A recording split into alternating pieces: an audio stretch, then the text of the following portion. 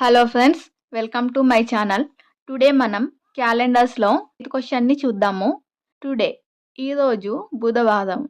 ఈరోజు వెడ్నెస్డే అయితే 76 రోజుల క్రితం ఏ రోజు?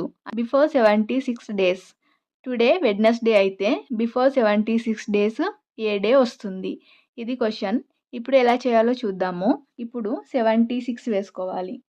76/7 చేసుకోవాలి. 7 1 7, ఇక్కడ 6 మిగులుతుంది కాబట్టి ఇక్కడ ఏముంది? వెడ్నెస్డే ఉంది. వెడ్నెస్డే -6 చేయాలి, లేదా +1 అయినా చేయాలి. ఎలా చేసినా ఒకటే ఆన్సర్ వస్తుంది.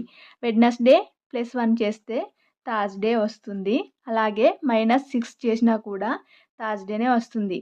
కావాలంటే చెక్ చేసుకోండి. సో ఇలా క్వశ్చన్స్ బిఫోర్ అని ఇచ్చినా, ఆఫ్టర్ అని ఇచ్చినా కూడా, తర్వాత అని ఇచ్చినా, క్రితం అని ఇచ్చినా కూడా సేమ్ చేయాలి.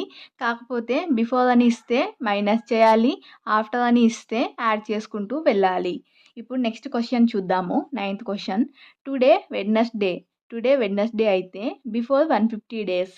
ఈరోజు బుధవారం అయితే 150 రోజుల క్రితం ఏ రోజు?